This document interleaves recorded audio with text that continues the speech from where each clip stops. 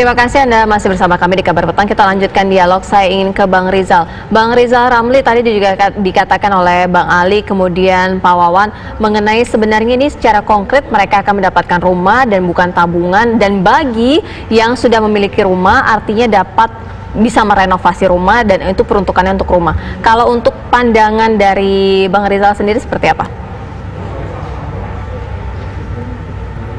Seperti saya katakan tadi, saya dan KSPI, teman-teman buruh, itu yang memperjuangkan Undang-Undang BPJS selama 2 tahun, zaman SBY, dari tahun 2011 sampai 2013. Sederhananya, perlu ada social security system, supaya masyarakat, terutama golongan tidak mampu, bisa mendapatkan proteksi sosial, termasuk uang pensiun, kesehatan, dan perumahan. Jadi cita-cita untuk semua orang punya rumah itu cita-cita yang mulia sekali. Nah, dari awal BPJS itu modal awalnya memang dibuat kecil sehingga ada masalah di kemudian hari. Nah, yang kedua adalah ada 2 kontribusi pekerja dan kontribusi perusahaan. Di Singapura itu rasionya 1:5, perusahaan kontribusi 5 kali dari kontribusi dari pekerja. Di negara lain juga ada yang 4 kali dan sebagainya. Sehingga dana yang diakumulasikan menjadi sangat besar. Ya, Bang Rizal, kalau tadi Bang Rizal membacanya bahwa dana BPJS dari situ pendapatannya bisa dipakai untuk mensubsidi perumahan rakyat. Jadi kalau pengelolaan BPJS-nya benar dan kuat, sebetulnya tidak perlu memaksa supaya bayar 3% pekerja misalnya, iya kan? Nah, jadi dari pengelolaan yang profesional dan menguntungkan, ada sisa dari social security system itu untuk membiayain perumahan rakyat di negara lain, untuk beli apartemen dan rumah, dan untuk pendidikan. Ya, jadi jangan kalau ada masalah itu langsung cari solusi,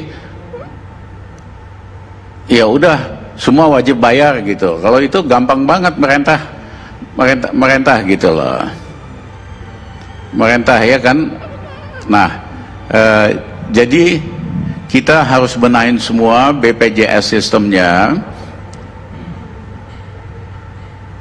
karena waktu itu dipecah antara kesehatan dan tenaga kerja, seharusnya bisa digabung dan kontribusi perusahaan bisa lebih besar, sehingga akumulasi dana yang terkumpul besar.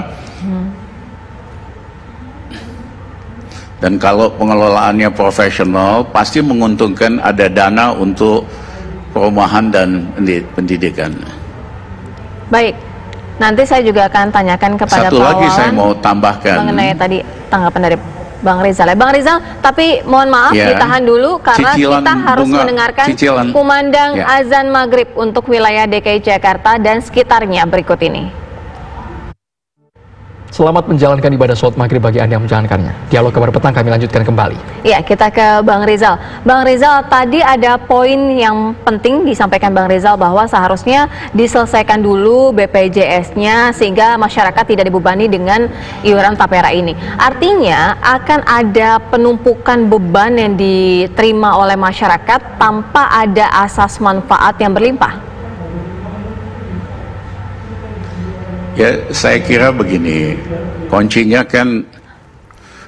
itu kan manajemen yang betul-betul profesional dan amanah.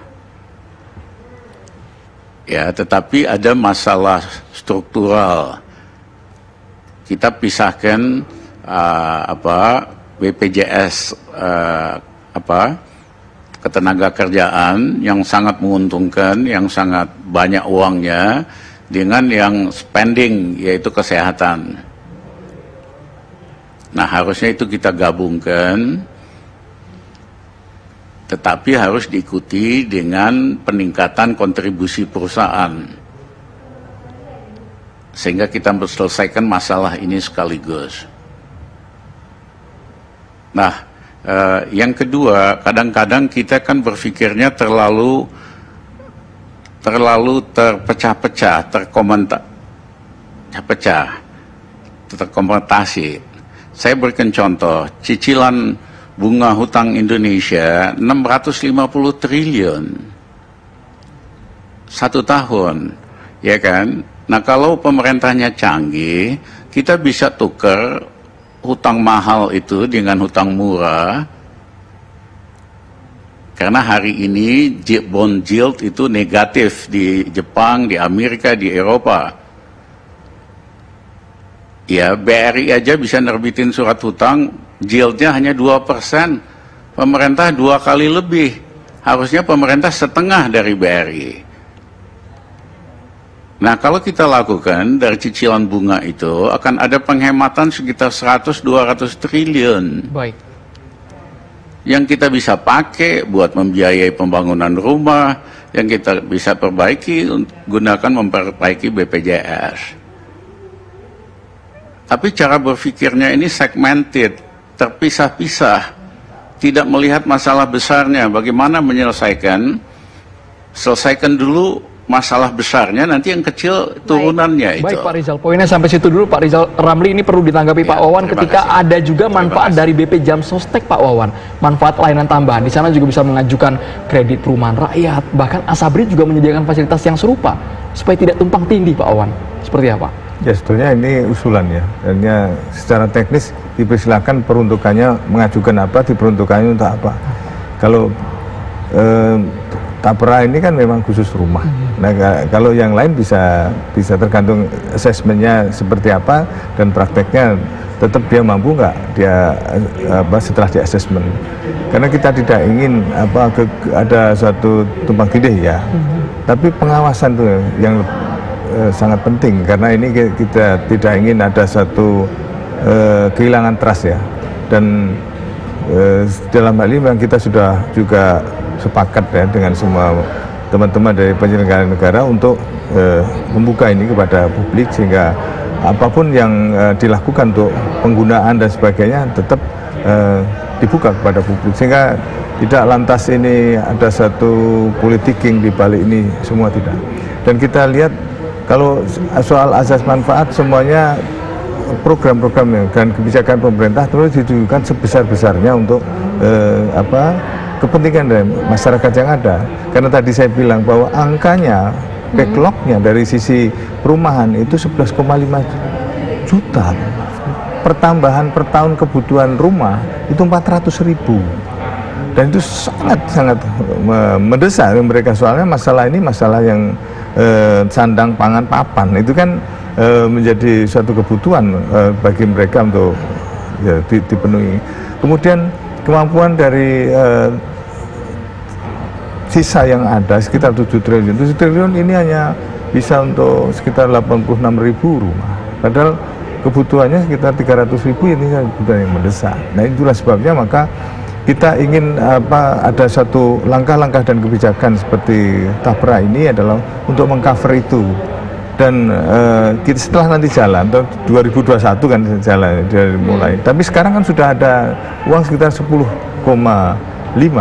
triliun dan 2,5 triliun sudah dikucurkan untuk tahap awal, baik itu untuk membangun sarana prasarana dan juga untuk gaji dari karyawan, dan itu nanti akan bergulir terus sehingga ini dalam tahap awal sudah ada satu langkah-langkah positif, tinggal nanti asesmen dari masyarakat untuk mengajukan itu berbasis pada data setelah di asesmen di lapangan. Kita tunggu realisasinya Pak Wawan. Yang paling penting adalah transparansi, kemudian akuntabel. Tadi Betul. Pak Wawan Sekarang juga apa sih yang nggak terbuka, semua bisa lihat secara sistem juga sudah dilakukan, jadi tidak lantas kita berjalan di ruangan yang tidak bisa dibuka publik. Semuanya nanti di era sekarang ini keterbukaan itu yang terjadi begitu. Baik, terima kasih Pak Wawan Purwanto, juga terima kasih juga Bang Rizal Ramli, dan tadi juga bergabung bersama kami Bang Ali. Terima kasih Bapak-bapak untuk waktunya dan informasinya bersama kami di Kabar Petang. Selamat petang.